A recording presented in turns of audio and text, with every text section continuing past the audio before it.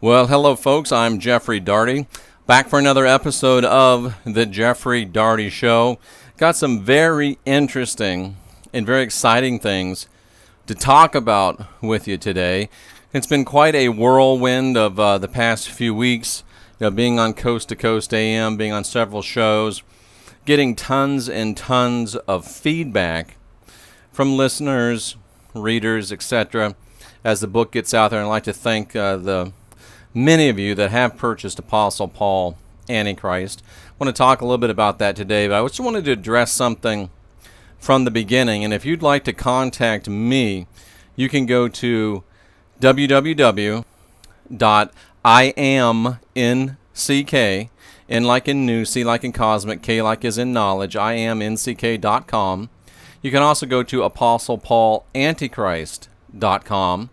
And you can email me directly at jeffrey@iamnck.com.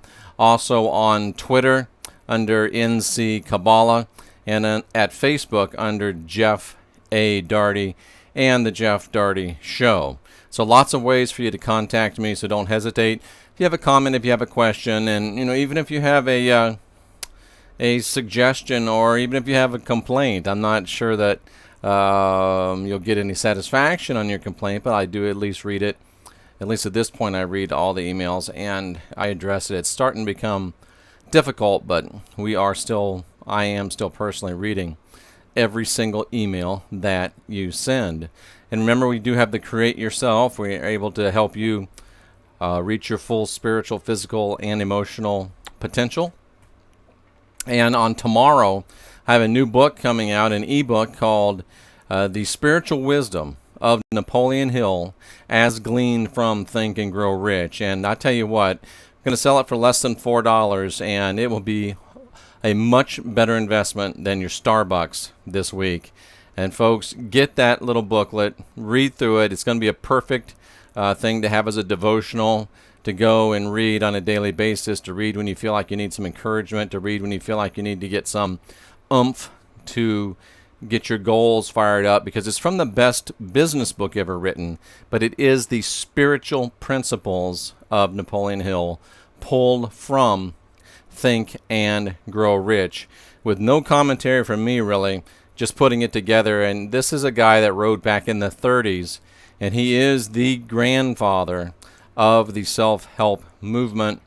Probably more fortunes have been made by reading his books than anyone else, but there's things that we've missed all these years. They're great spiritual treasures and diamonds from Napoleon Hill. So that'll be available tomorrow, The Spiritual Wisdom of Napoleon Hill as Gleaned from Think and Grow Rich, by yours truly, Jeffey Daugherty. Less than $4. You're going to want to grab that for sure. Now, I've received a lot of I was going to say flack, but I've received a lot of encouragement, a lot of interested discussion, and a lot of flack from people about the teaching that I put out a few weeks ago, maybe a month ago, about good versus evil. And it's amazing how things work in synchronicity, because I just picked up a new book by Napoleon Hill, have been reading it. It's called Outwitting the Devil. Talks exactly about what I'm talking about with the good versus evil. I heard a fellow on Coast to Coast, and I don't know why I have a mental block on his name. Spoke with him afterwards, and he gave me a great technique that's on the website in dealing with spiritual entities. But basically, the thing that's got everybody upset with me on this is I've basically stated that there's no demons, devils, jinn, etc. And the things that come to us are not demons, they're not devils, they're just unbalanced energy. Now, of course, you're not arguing against me alone if you disagree with this, and you have every right to disagree with it. But you're not arguing against me alone, you're arguing against everything that we have learned up to date in science. We know that everything's energy. This glass is energy. The water in this glass is energy. The guy drinking the water that's in the glass is energy. Everything is energy. You're an energetic being. And the demons, the devils, the jinn, whatever you call them, that come against you are energetic beings. And I use the term being loosely because most of the time it's not a being. It's just a mass or a collection of unbalanced energy. What I mean is, when something comes to you that you think is a demon, and I know this is very, very sensitive and it gets very, very personal because I'm telling people that things that they think are happening aren't really happening. They are happening. You just don't understand what's happening, and I'm trying to help you with this. For 20 years, it was my job to cast out demons. I was a Pentecostal evangelist. My specialties was getting people saved, quote unquote, healing, and exorcism. And I did this for 20 years. I have rebuked spirits that made guys levitate up to 6 feet high. I have cast out devils that made people talk with different voices and throw themselves over into fires. I've done it.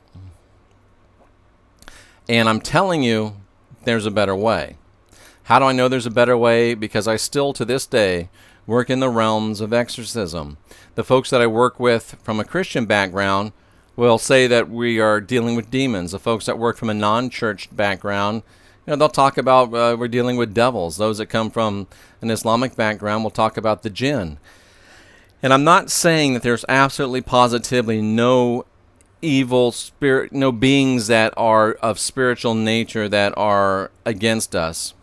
But there's very, very, very, very, very, very, very, very, very, very, very, very, very few. There really are. It's just like when I was a Pentecostal evangelist, everybody'd say, "Oh, Brother Jeff, I'm battling with Satan." And I would say, no, you are not battling with Satan.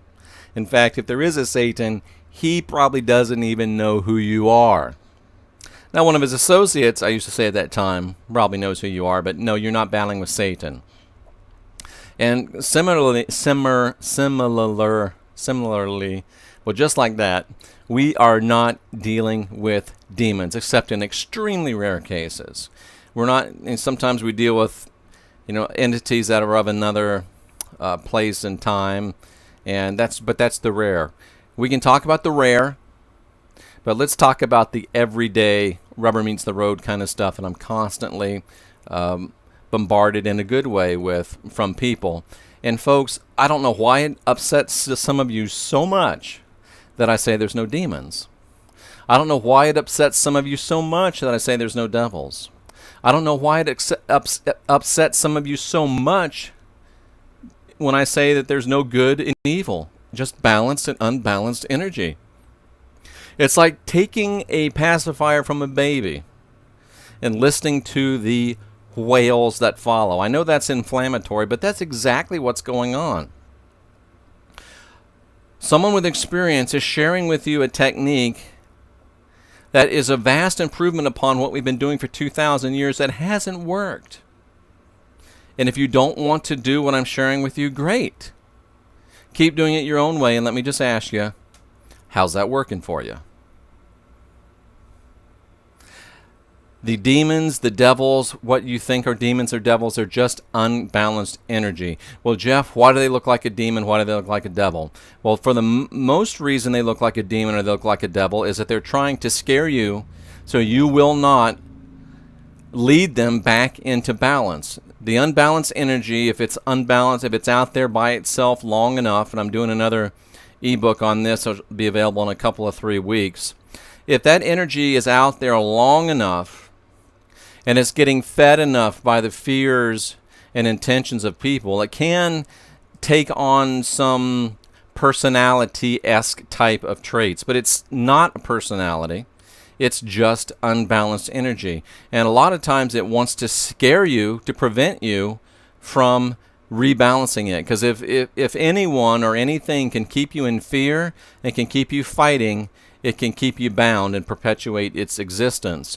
So one of the main reasons they look like demons when they come back to us is because the vast majority of the things we deal with of spiritual nature are energy that we ourselves have unbalanced through our actions in the past of this life and in lives from the past.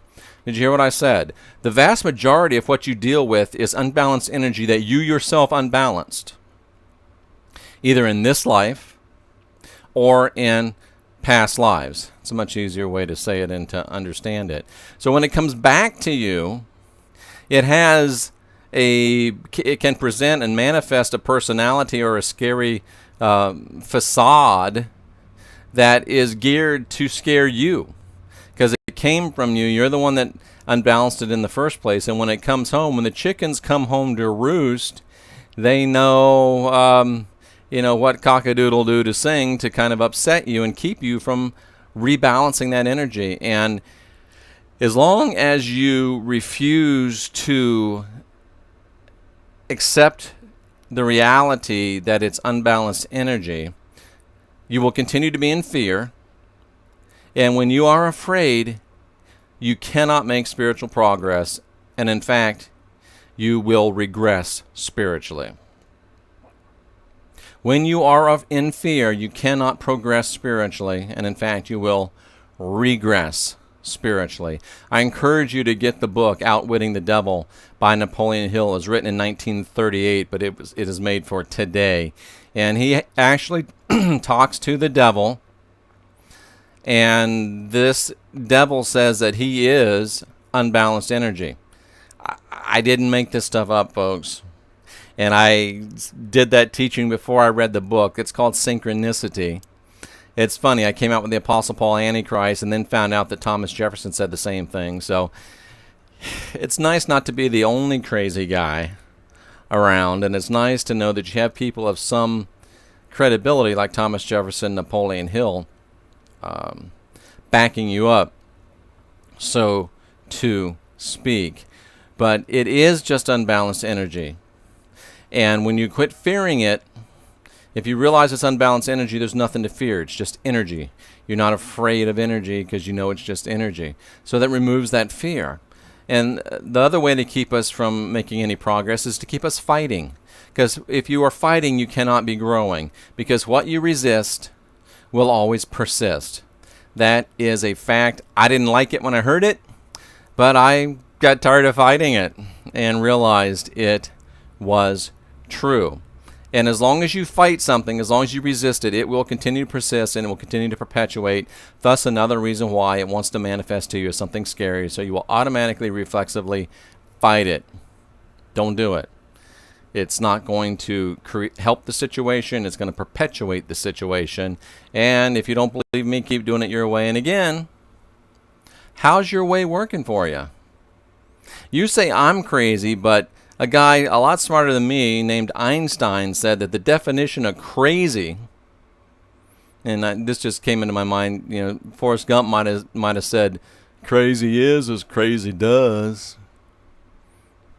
And Albert Einstein said, crazy is doing the same things that you've always done and expecting different results. And I might add to that, if I may, crazier is doing the same things that people have been doing for 2,000 years that haven't worked, and all of a sudden expecting them to work. And again, as Forrest Gump might say, crazy is as crazy does. Don't shoot the messenger.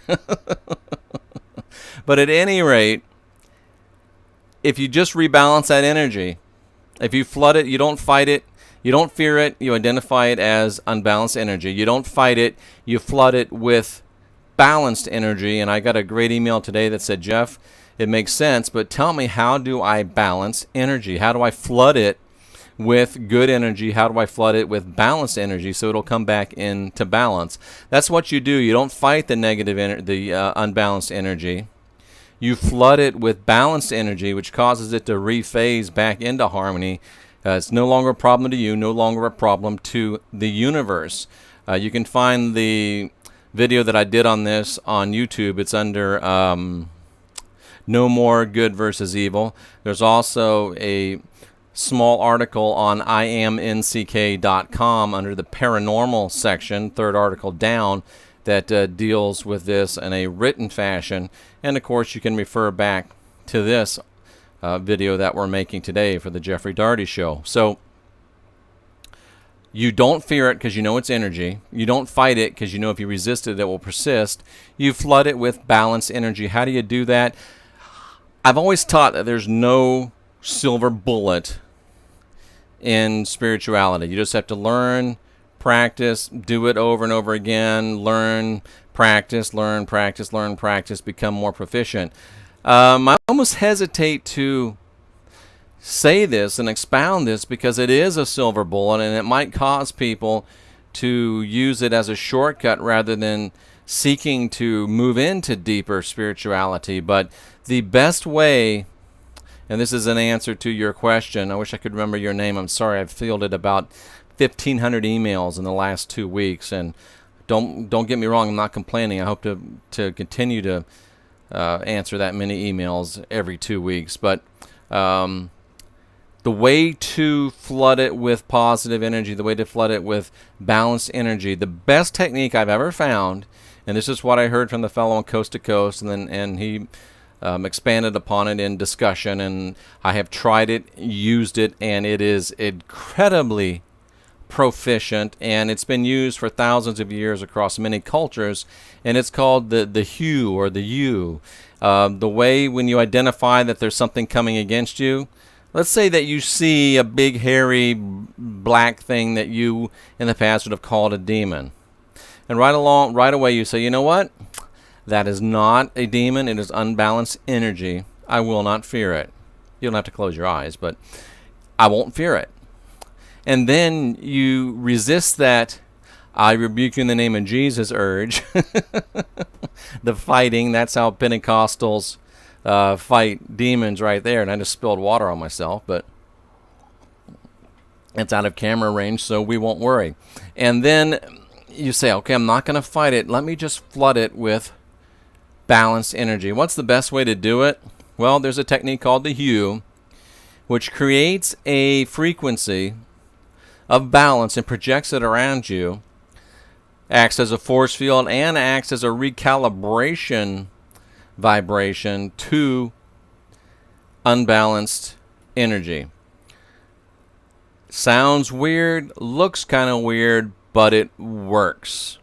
So you can use it if you want, or you can use it if you don't, or you don't have to use it if you don't want. But I know that it does work, and very simply, here comes the big ugly thing. I don't fear it. I know it's not a demon. I'm not going to fight it, but I'm going to flood it with balanced energy. So what am I going to do? I'm going to use the hue. I'm going to use it just like this. Hue.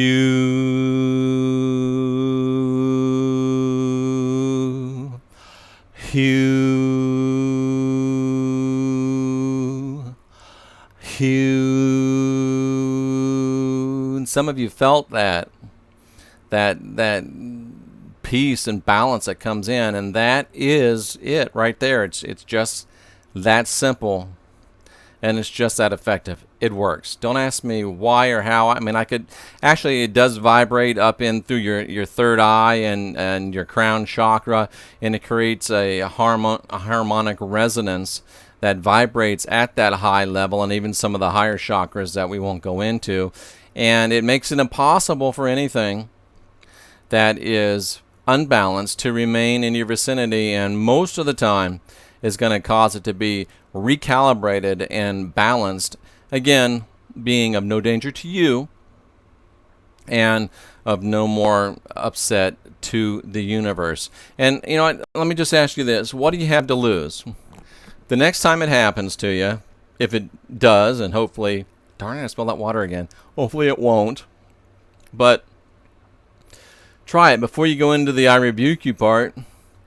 Just do a hue. Hue. See what happens.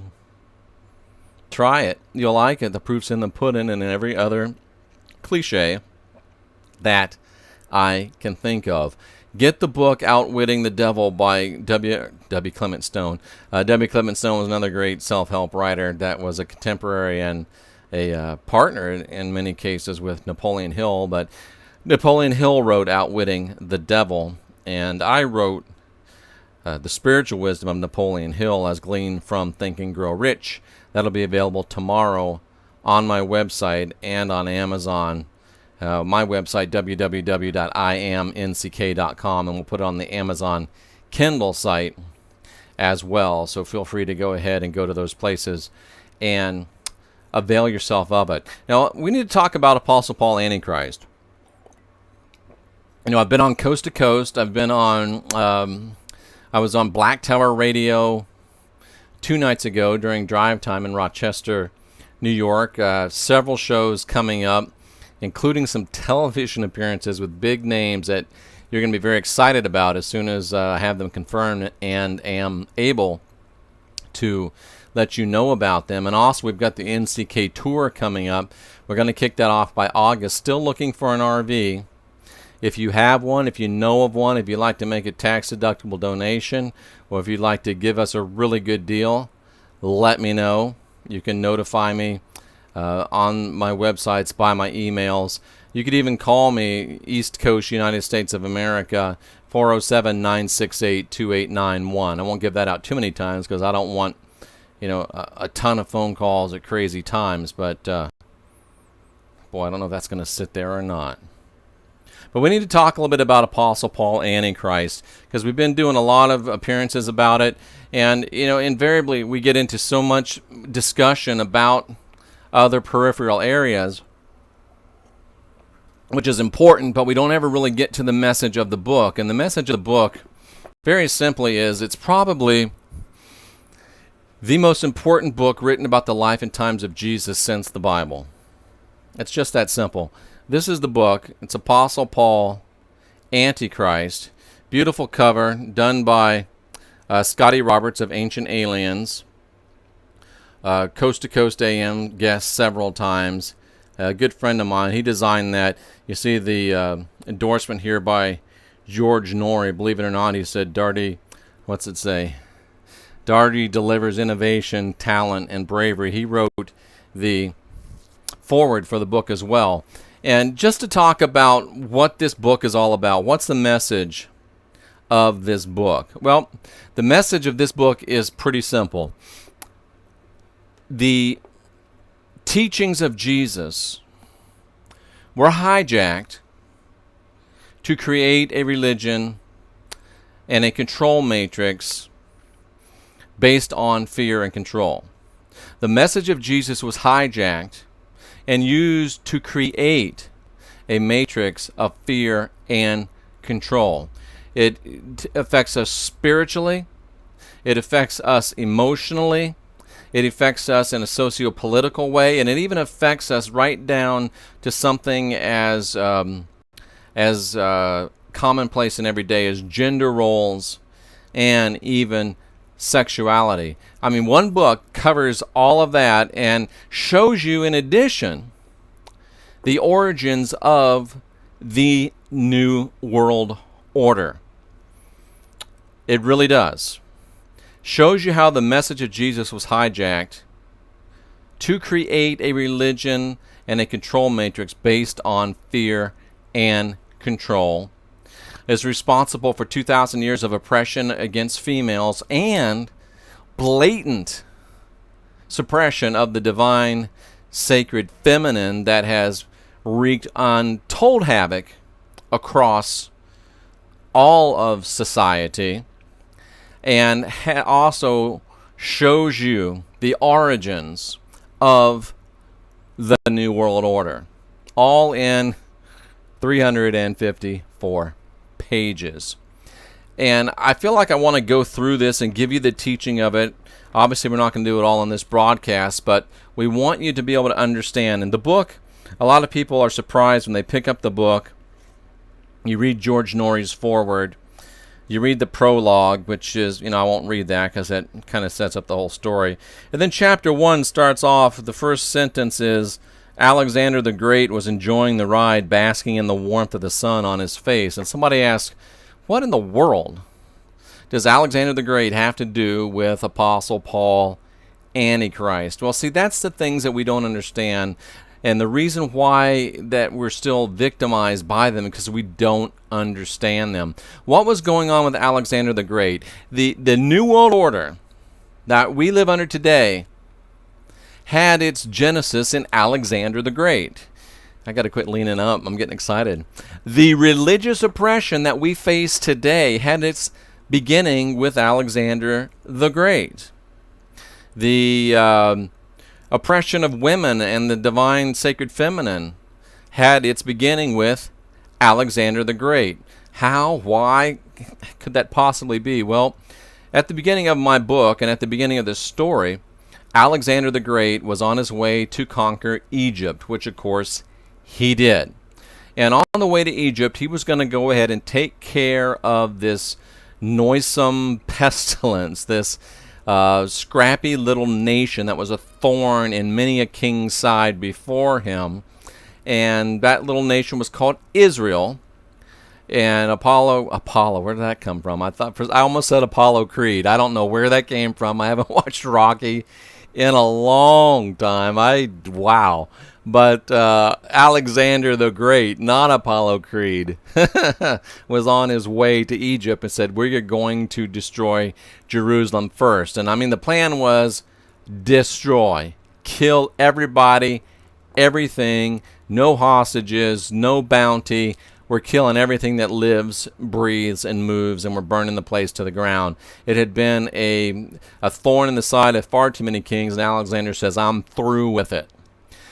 And they're marching with his army towards Jerusalem, and some of the priests found out about it. You know, they have watchmen and things like that. They went into the head priest, whose name was Jaddua at that time, and Jaddua went to praying as soon as he heard that Alexander the Great was coming to destroy their city, and Jaddua received a message from God. So he put on all his priestly garments, got all his priests ready to go, and they marched out into the desert to meet Alexander the Great. I mean, think of that.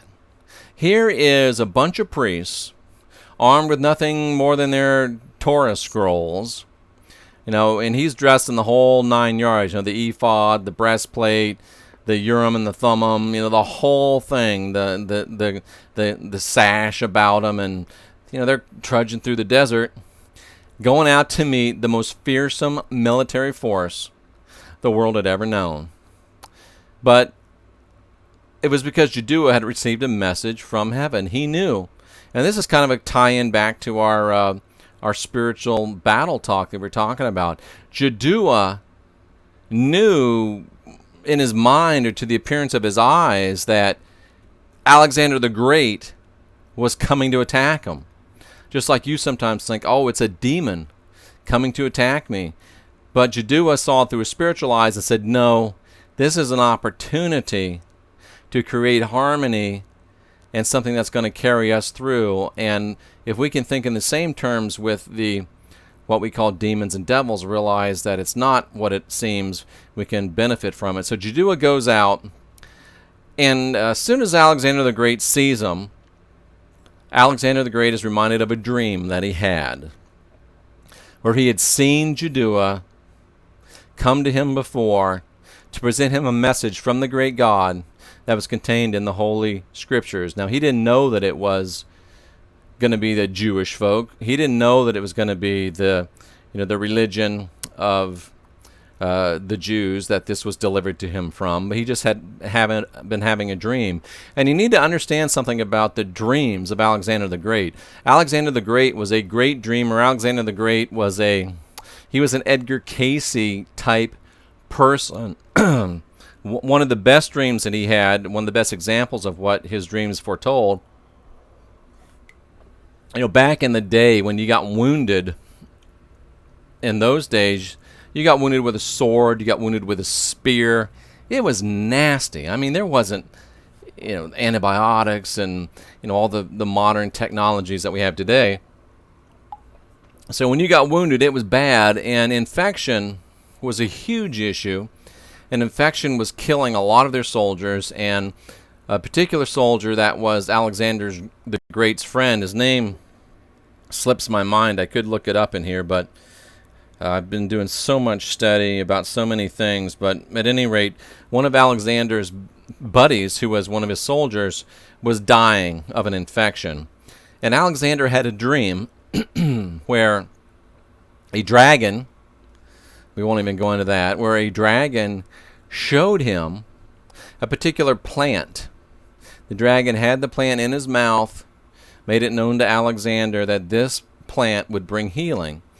And so Alexander woke up, drew a picture of the plant, gave it to his doctors. They're like, oh yeah, we've seen this. They went, got the plant, made an ointment, a tincture, whatever it would be, of that plant, began treating wounds. Not only did Alexander the Great's buddy survive, but the death by wounds that got infected in the Greek army went to almost nil because of something that came to Alexander the Great in a dream. Interesting. Now, another thing that came to Alexander the Great in a dream was that he was going to be visited by a holy man that would give him a message from God. Somehow Jaddua got this message from God, walked out into the desert. Alexander the Great saw him, instantly knew that he was the one that he had seen in his dream, and Jaddua showed Alexander the Great from the scriptures that he had been talked about. Alexander himself had been talked about, in the book of Daniel. And when Alexander the Great saw and learned that he was in fact talked about by the God of Jerusalem, well, why Alexander the Great spared Jerusalem. And not only did he spare Jerusalem, but he gave them lots of money and lots of gifts and things. He did it on an annual basis, and he also exempted them from taxes. So how does this all fit into the Apostle Paul? Well, when the folks in Jerusalem thought they were going to die, then all of a sudden they're rescued, they think, and spared and given great riches by a king named Alexander. Well, it started a great period in Judaism where they became Alexandrian. They had great interest in things Greek. They had great interest in things Alexandrian. They learned about the culture. They learned about the language. They learned about the religion. They learned about a lot of things that were Grecian, and they became Alexandrian. And out of that Alexandrian influence grew a group called the Herodians or the Hasmoneans, who ended up usurping the Maccabees, who were the rightful ancestral lineage rulers of Israel. And the Hasmoneans, the Herodians, ended up taking that over. And Herod the Great, who sat on the throne during the time of Jesus, was of the Hasmonean Herodian line. And one of his relatives was, you guessed it, ding, ding, ding, winner, winner, chicken dinner, the Apostle Paul was a Herodian. So going all the way back, and was a relative, that was hard to get to, a relative of King Herod, a very rare man that was Jewish and Roman, and he was the perfect guy to help them solve a problem that was both Jewish and Roman. So that's how Alexander the Great fit into bringing about the story of the Apostle Paul. And I just want to say this as we close. I know we could go on and on and on, but I'm going to go ahead and close this here pretty quickly. One thing needs to be spoken about the Apostle, quote-unquote, Paul.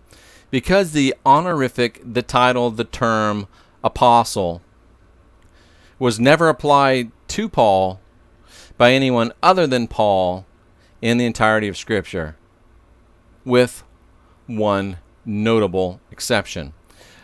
The apostles of Jesus went out of their way to make sure that everyone knew that Paul was not an apostle. Paul went out of his way to argue in his letters that yes, he was an apostle. And it was kind of like, no, you're not. Yes, I am. No, you're not. Yes, I am. The New Testament is a back and forth battle between the forces of the original believers of Christ, those that walked with him, and Paul and his new ideas. And Paul was never called an apostle in the entirety of Scripture by anybody other than himself, with one notable exception. So get that in your mind. This Apostle Paul was not an Apostle Paul to anyone other than himself during the time of Jesus and his disciples. Now, the one place in the Bible where he is called an apostle is Revelation chapter 2, verse 2. And if you're familiar with the book of Revelation, you know that there's 7 churches addressed there. Of those 7 churches, one of them was founded by Paul. Well, Jeff, how can you say Paul was against Christ and Antichrist if the church that he founded is in the book of Revelation? How could you possibly say that? Well, the church that he founded was the church at Ephesus. And the way that he's addressed in the Bible was that John, quoting Jesus, says, "And to the church at Ephesus." That's the one that Paul created. And these letters were addressed to the apostles or the elders, of the apostles of the church, the leaders, the founders. And it says, "To the church at Ephesus, you who have tested those that claim to be apostles, but were not." The only church founded by Paul in the discussion of the 7 churches was the church at Ephesus. And it clearly says, the apostle that founded you found out he was bogus. So, Paul was called an apostle once in the Bible, but he was called a false apostle because he was a false apostle. And I think we may just leave this up on the website and kind of do it step-by-step, talking about Apostle Paul Antichrist and along with all the other videos that we have up there. But if you want to know more about the book, ApostlePaulAntichrist.com. If you want to purchase the book, ApostlePaulAntichrist.com. And you can contact me in all of those various and sundry methods that I discussed before. Look over this once or twice. Think about what you're hearing. And I know it's new. I know it's different. It was difficult to give up the horse and buggy for some people.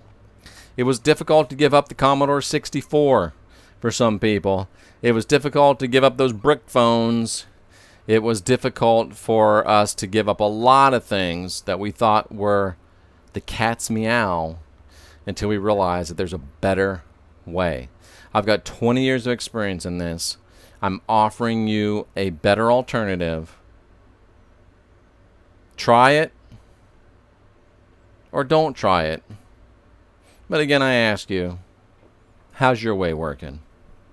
Until next time, I'm Jeffey Daugherty, wishing you peace and light.